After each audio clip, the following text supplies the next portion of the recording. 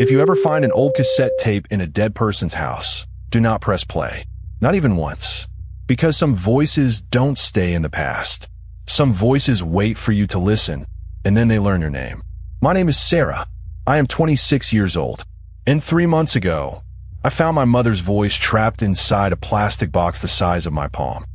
I want to tell you exactly what happened, in order, because if I don't say it out loud, I think it will happen again. I think saying it keeps me safe. For now, please, just listen to the whole thing before you decide I'm crazy. By the end, I think you'll understand why I can't stop looking over my shoulder. Part 1. The empty house. My mother died in March. Cancer. Slow, then fast, the way the doctors always warn you it will be. I was with her at the end, holding her hand in a hospital room that smelled like bleach and flowers that were already dying in their vases. Her last words to me were soft, almost a whisper. She said, "Sarah, don't listen to anything that sounds like me if I'm not really there." I thought it was the medicine talking. She was on so much morphine by then. Her mind wandered. She said strange things all week about shadows in the corner, about a man standing by the window who wasn't there, about a song she kept hearing that nobody else could hear.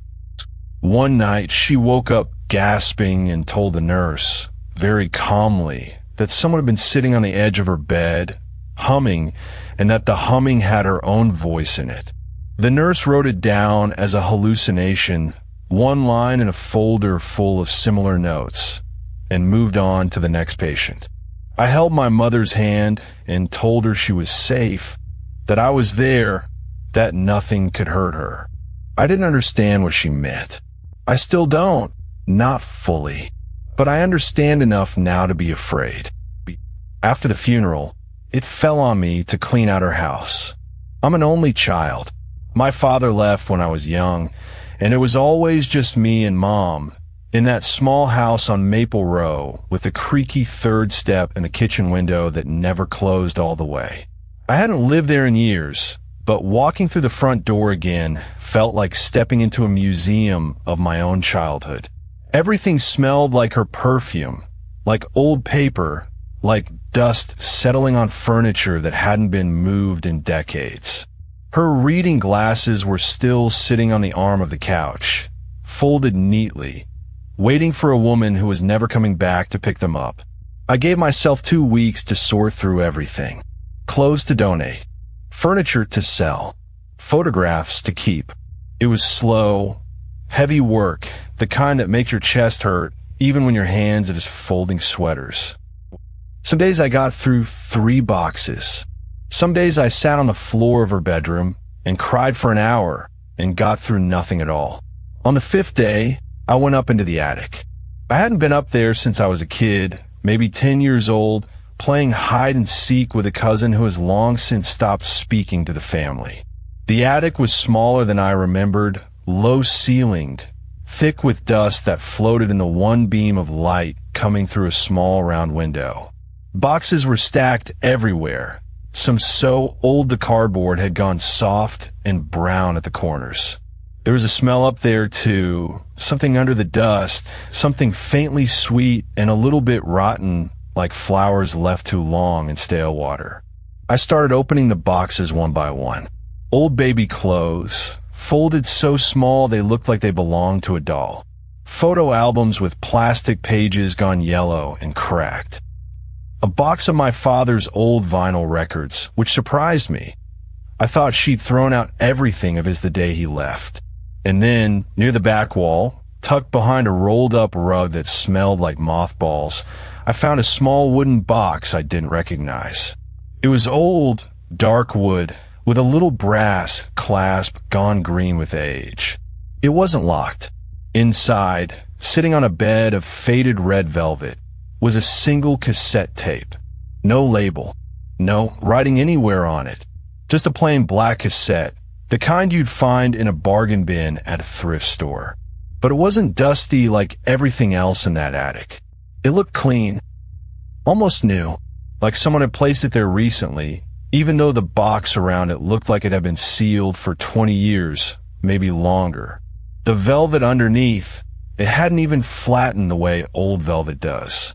It looked like the tape had simply appeared there, resting, waiting. I don't know why, but I picked it up and held it to my chest for a moment, the way you'd hold something precious. Something told me this mattered. Something told me my mother had touched this last, that her fingers had been the last fingers on its plastic edges, and that holding it made me a little closer to her. I should have left it there. I know that now. I think somewhere underneath all my grief, some small animal part of me already knew that too, and I ignored it because grief makes you deaf to your own warnings. Part 2. The first time I pressed play, I didn't have a cassette player. Nobody does anymore. So I drove to 3 different thrift stores before I found an old boombox, dusty and covered in stickers for bands that broke up before I was born. The man at the counter tested it for me, and it worked, the wheels turning with a soft mechanical hum, the little orange power light blinking on like a tired eye. That night, I sat on the floor of my apartment with the boombox in front of me, the tape already loaded inside.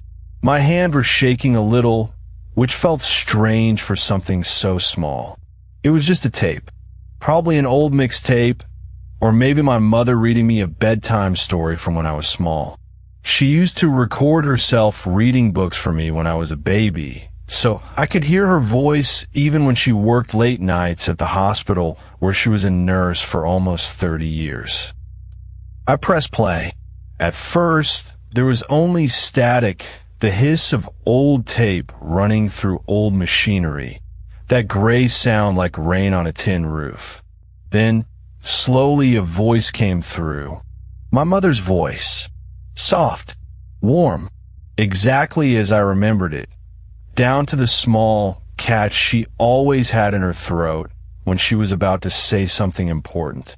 "Sarah," the voice said. "My sweet girl, if you're listening to this, then I'm already gone, aren't I?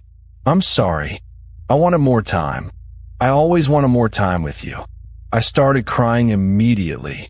It felt like a gift, like she had left me one more conversation, hidden away for me to find when I needed it most.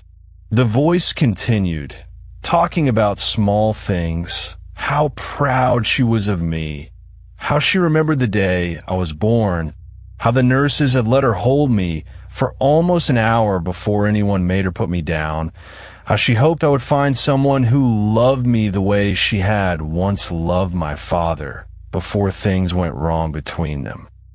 It was beautiful. It was exactly what a grieving daughter would want to hear. It felt like being wrapped in a blanket that had just come out of the dryer, warm all the way through. The tape ran for about 10 minutes before it clicked off on its own, the reels stopping with a soft thud.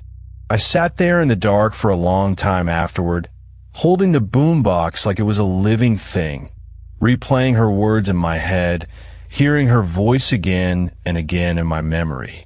I listened to it 3 more times that night. Each time, it felt like a hug from beyond the grave. I fell asleep on the floor of my living room with the boombox still sitting beside me, the small orange light glowing in the dark like a tiny lantern, and for the first time since the funeral, I slept without dreaming.